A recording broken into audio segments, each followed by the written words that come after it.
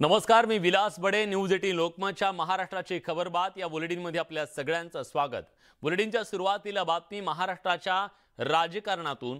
काँग्रेसच्या प्रदेश कार्यकारिणीतले युवा नेते सत्यजित तांबे यांनी नाशिकच्या पदवीधर निवडणुकीमध्ये अपक्ष उमेदवारी अर्ज दाखल केला.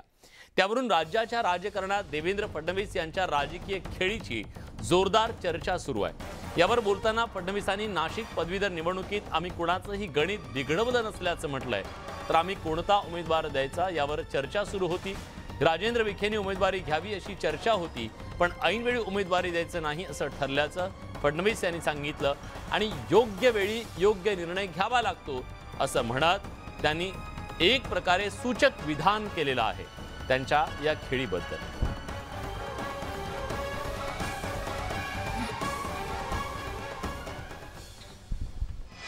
सत्यजित तांबे एक नेता म्हणून, एक व्यक्ती म्हणून, युवा नेता म्हणून निश्चितपणे त्यांचं काम चांगलं आहे. परंतु शेवटी सगळे काही राजकीय जे निर्णय असतात हे धोरणांप्रमाणे करावे लागतात, ते योग्य वेळी करावे लागतात.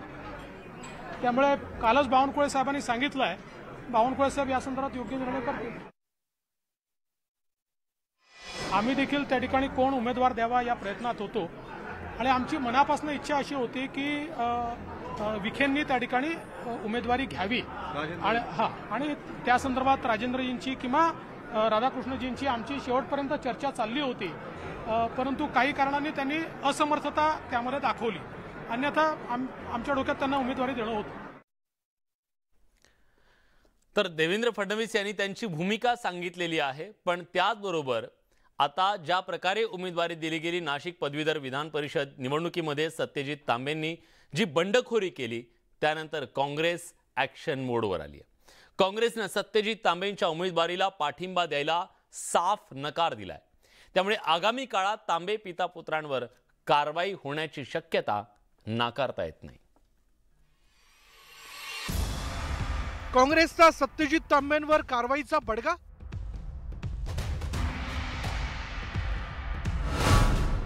सत्यजित तांबेंना पाठिंबा देण्यास काँग्रेसचा नकार.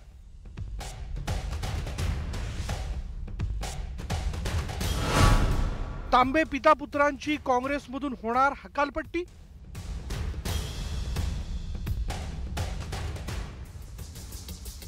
काँग्रेस नेते बाळासाहेब थोरात यांचे भाचे सत्यजित तांबे यांच्या अपक्ष उमेदवारीमुळे नाशिक पदवीधर विधान परिषद निवडणुकीत काँग्रेसची चांगलीच कोंडी झाली आहे. कारण काँग्रेसनं सुधीर तांबेंना उमेदवारी दिली होती, मात्र पुत्रप्रेमापोटी सुधीर तांबेंनी उमेदवारी अर्ज न भरता मुलगा सत्यजित यांना पाठिंबा दिला. या निवडणुकीत सत्यजित तांबेंनी अपक्ष उमेदवारी दाखल केली आहे. तांबे पिता पुत्रांच्या या राजकीय खेळीमुळे प्रदेश काँग्रेसची चांगलीच नाचक्की झाली आहे. त्यामुळेच आता काँग्रेसनं आक्रमक पवित्रा घेतलाय. सगळी रिपोर्ट आम्ही हायकमांडला केलेली आहे. आज जवळपास त्याच्यावरचं हायकमांडकडून आम्हाला काही निर्देश येतील त्याप्रमाणे कारवाई करू. पण बंडखोर उमेदवाराला काँग्रेसचा पाठिंबा राहणार नाही.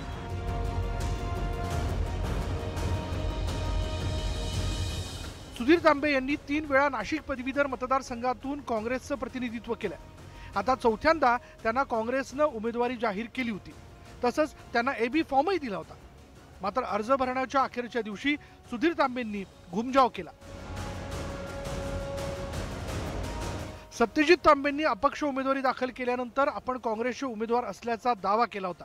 मात्र काँग्रेस कारवाई करण्याच्या मनस्थितीत असल्याचं चित्र आहे.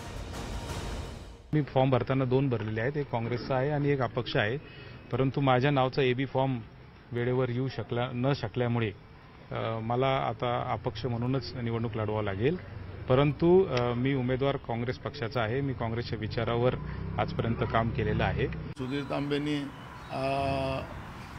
फॉर्म न भरता एक प्रकारचं पक्षासोबत फसवेगिरी केलेली आहे आणि आपल्या मुलाला अपक्ष फॉर्म भरून BJPचा पाठिंबा, कारण की त्यांनी जे नंतर सांगितलं की मी BJPचा पाठिंबा घेणार आहे, हे प्रकारचं काँग्रेसची धोकाधडी आहे. सत्यजित तांबे यांच्या बंडखोरी प्रकरणी प्रदेशाध्यक्ष नाना पटोलेंनी हायकमांडला अहवाल पाठवला. त्यामुळे आता आगामी काळात काँग्रेस पक्ष तांबेंच्या उमेदवारीविषयी कोणती भूमिका घेणार याकडे सगळ्यांचं लक्ष लागलंय. Bureau report, news 18 Lokmat. यानंतरची बातमी भाजपमधली आहे. गेल्या काही दिवसांपासून भारतीय जनता पार्टीच्या महिला नेत्या पंकजा मुंडे नाराज असल्याच्या बातम्या समोर येत आहेत. त्यांनी अनेकदा आपण पक्षात नाराज नसल्याचं म्हटलं, पण पुन्हा पुन्हा त्यांच्या नाराजीचा मुद्दा महाराष्ट्राच्या राजकारणात चर्चेत येतो. दरम्यान ठाकरेंच्या पक्षाकडून पंकजा मुंडे शिवसेनेत आल्या तर त्यांचं स्वागत असेल असं आज म्हटलं जात आहे. दरम्यान देवेंद्र फडणवीसांनी पंकजा मुंडे भाजप सोडणार नाहीत आणि मातोश्रीवरही जाणार नाहीत असं वक्तव्य केलंय. तर प्रदेशाध्यक्ष चंद्रशेखर बावनकुळेंनी पंकजाताई भाजपमध्ये अत्यंत खुश असल्याचं म्हटलं.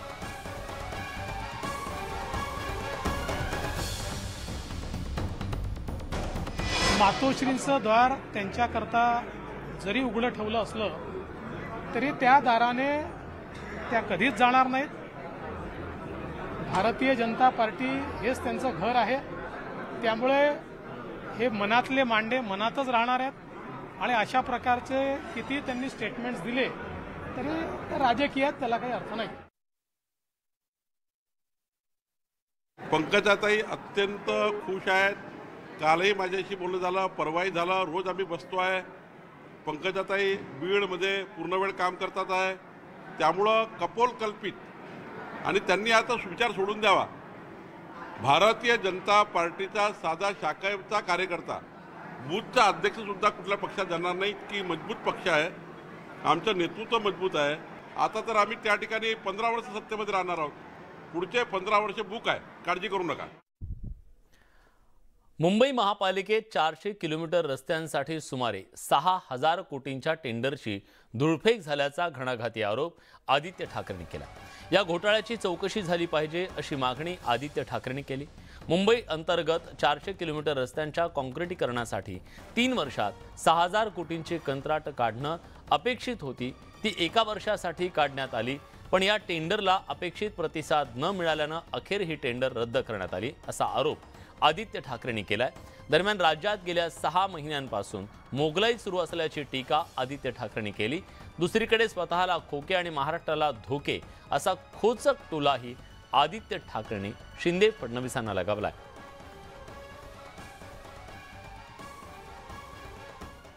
चारशे किलोमीटर हे रस्ते मुंबईत खोदून ठेवणार, ते कामं सुरू कधी होणार? बरं, एक रस्ता बनवत असताना साधारणपणे 42 युटिलिटीज त्या रस्त्याच्या खालती असतात, त्याच्याबरोबर कोऑर्डिनेट करायला लागतं. 16 एजन्सीज असतात, त्यांच्याबरोबर कोऑर्डिनेट करायला लागतं. आणि हे सगळं झाल्यानंतर ट्रॅफिक पोलीसची परवानगी घ्यायला लागते, त्यांची एनओसी घ्यायला लागते आणि मग कामं होतात. पण हे न बघता 400 किलोमीटरची कामांचे टेंडर आता काढलेली आहेत, 6,000 कोटी एवढी. 400 किलोमीटर एवढ्या रस्त्यांचं काँक्रिटीकरणचं टेंडर काढलं गेलं आहे. 6,080 कोटी एवढं मोठं हे टेंडर आहे. आणि हे टेंडर काढत असताना काही ठळक गोष्टी मी आपल्या समोर आणतो. पहिली गोष्ट म्हणजे मुंबईत काम करण्याचा जो फेअर सीझन असतो तो 1 ऑक्टोबर ते 31 मे असतो.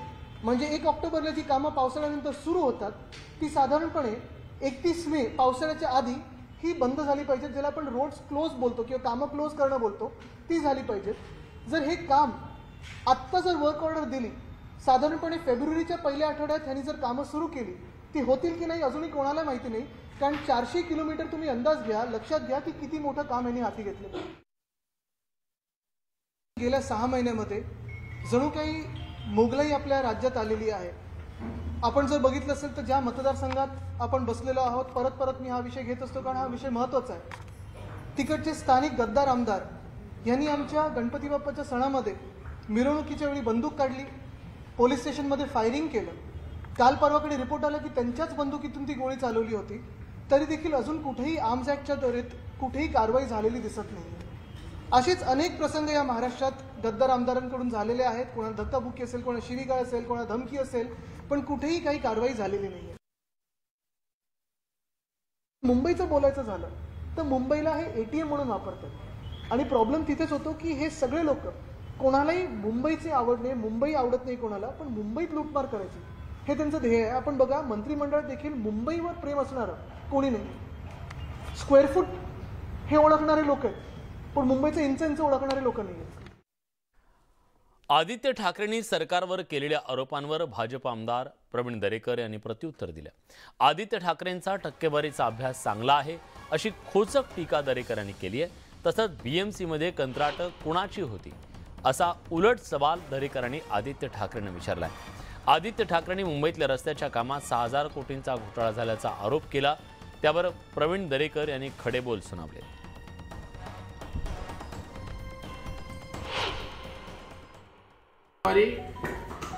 गणित काय होतं हे त्यांनी आज नीट मांडलं।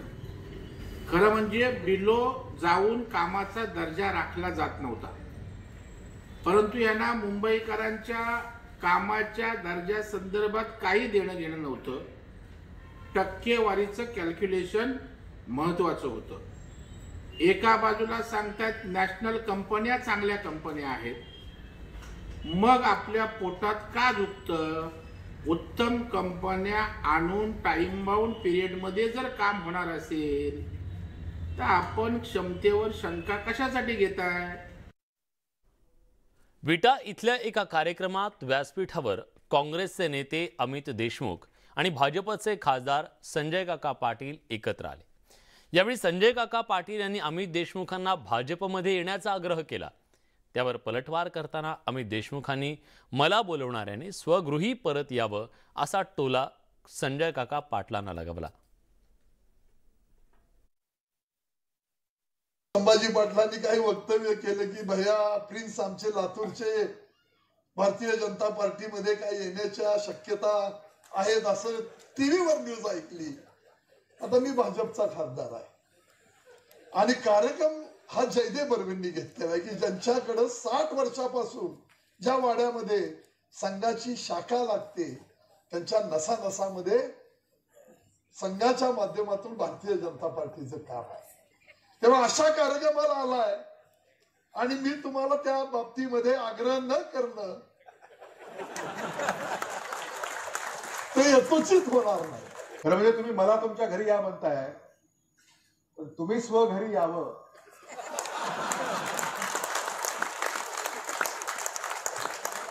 असं जर मी म्हणालो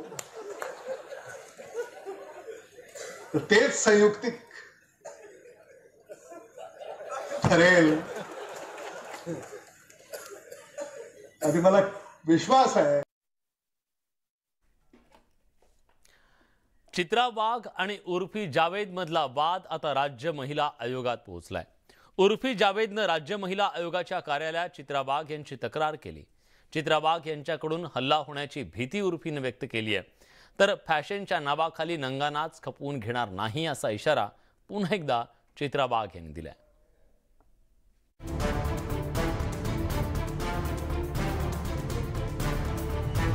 वाद अखेर महिला आयोगात। उर्फीनं केली चित्रा वाघांची तक्रार।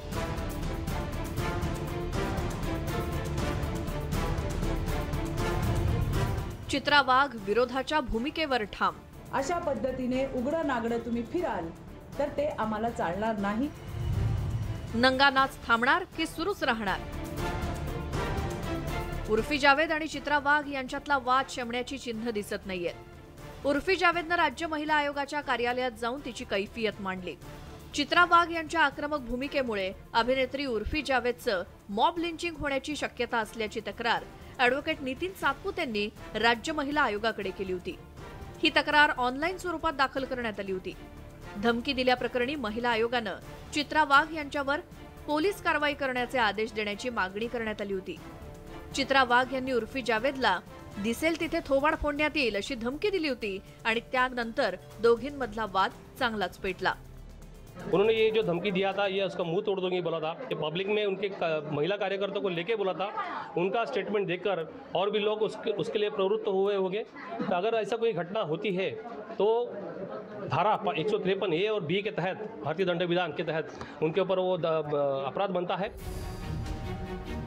उर्फी जावेदनं तक्रार केल्यानंतरही चित्रा वाघ त्यांच्या भूमिकेवरती ठाम आहेत। धर्माला नव्हे तर विकृतीला विरोध असल्याचं चित्रा वाघ यांनी पुन्हा निक्षून सांगितलं। सार्वजनिक ठिकाणी तोकडे कपडे घालून येणं खपवून घेतलं जाणार नाही असा इशारा चित्रा वाघ यांनी दिला। इथं तर धर्माचा विषयच नाहीये, इथं विषय विकृतीचा आहे। ती कुठल्या धर्माची आहे हे महत्वाचं नाही, ती कोण व्यक्ती आहे महत्वाचं नाही, तिचा आपला विरोध ना तिला आहे ना तिच्या धर्माला आहे. पण सार्वजनिक ठिकाणी दिवसा रस्त्यावरती अशा पद्धतीने उघडं नागडं तुम्ही फिराल तर ते आम्हाला चालणार नाही, आम्ही ते चालू देणार नाही. उर्फी जावेदच्या समर्थनार्थ अनेक जण पुढे आलेत. त्यांचाही चित्रा वाघ यांनी समाचार घेतला. व्यक्ती स्वातंत्र्य म्हणून कपडेच घालायचे नाही की काय, यावरती विरोधकांचं काय मत आहे असा सवालच त्यांनी उपस्थित केला. हा विषय राजकारणाचा आहे, हा समाज स्वास्थ्याचा विषय आहे. तुम्हाला मान्य आहे का हा नंगा नाच? व्यक्ती स्वातंत्र्य म्हणून अंगावर कपडे घालायचे नाही आणि म्हणतात त्यांनी कपडे काय घालायचे काय नाही घालायचे हे ज्याचं त्याचं ठरवावं, पण त्याच्यासाठी आधी कपडे तर घाला बायांनो.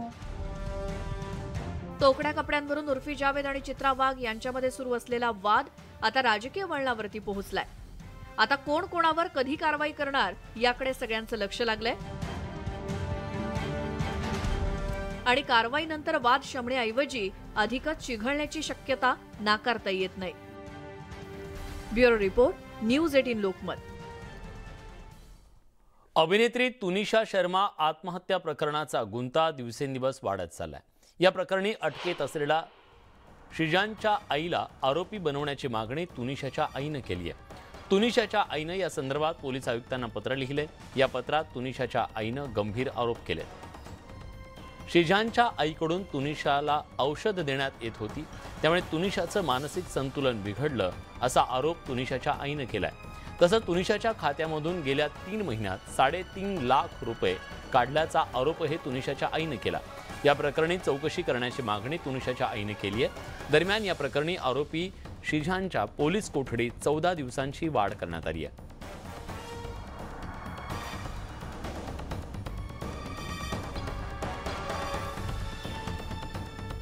तुनिशाच्या आईनं श्रीजानच्या आईवर काय आरोप केलेत जाणून घेऊ. श्रीजानची आई तुनिशाला औषधं देत होती. औषधांमुळे तुनिशाचं मानसिक संतुलन बिघडलं. संतुलन बिघडल्यानं तुनिशाच्या वागणुकीमध्ये बदल झाला.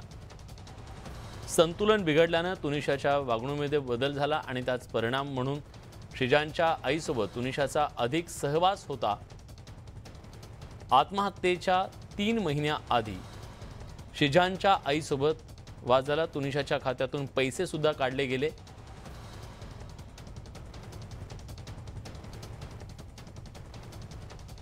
या सगळ्या बातम्यांसोबत बुलेटिनमध्ये आपण एक छोटासा ब्रेक घेतोय. ब्रेक नंतर इतर काही महत्त्वाच्या घडामोडी. कुठे जाऊ नका, पहा फक्त न्यूज 18 लोकमत. ब्रेक नंतर तुमचं पुन्हा एकदा स्वागत. राज्यात एमपीएससीच्या उमेदवारांकडून राज्यव्यापी आंदोलन करण्यात आलं. एमपीएससीच्या राज्य सेवा परीक्षेच्या नव्या अभ्यासक्रमावरून विद्यार्थी आक्रमक झालेत. एमपीएससी राज्य सेवा परीक्षेचा नवीन अभ्यासक्रम 2025 पासून लागू करावा अशी या विद्यार्थ्यांची मागणी आहे. सकाळपासून पुण्यातल्या अलका चौकात एमपीएससीच्या विद्यार्थ्यांनी ठाण मांडलं. सरकार विरोधात घोषणाबाजी केली. तिकडे औरंगाबाद आणि कोल्हापुरात सुद्धा विद्यार्थ्यांनी जोरदार निदर्शनं केली. कोल्हापूरच्या सायबर चौकात विद्यार्थी एकवटले आणि घोषणाबाजी केली. विद्यार्थी हिताचा निर्णय लवकरच घेऊ असं उपमुख्यमंत्री देवेंद्र फडणवीस म्हणाले. कधीतरी आपल्याला यूपीएससीच्या लेवलचा अभ्यासक्रम लागू करावा लागेल. तो आज करायचा की उद्या करायचा याचा एक निर्णय घ्यावा लागेल. परंतु प्रश्न असा आहे, आता यांचं म्हणणं आहे की 25 साली लागू करा, 25 साली जे येतील ते म्हणतील 27 साली लागू करा. असं करून चालणार नाही. आपल्याला आपली गुणवत्ता देखील बघावी लागेल. म्हणून या संदर्भात सगळ्यांशी चर्चा करून योग्य निर्णय आणि विद्यार्थी हिताचा निर्णय आम्ही लवकरच करू. या सगळ्या घडामोडींसोबत बुलेटिनमध्ये आपण इथेच थांबतोय. ताज्या घडामोडींसाठी बघत रहा न्यूज 18 लोकमत.